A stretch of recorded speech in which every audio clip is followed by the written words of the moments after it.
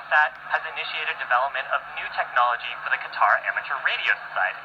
As part of that initiative, STL2 will enable the Radio Amateur Satellite Corporation's first ever geostationary communication capability. That's going to connect users across the globe in real time, and it's expected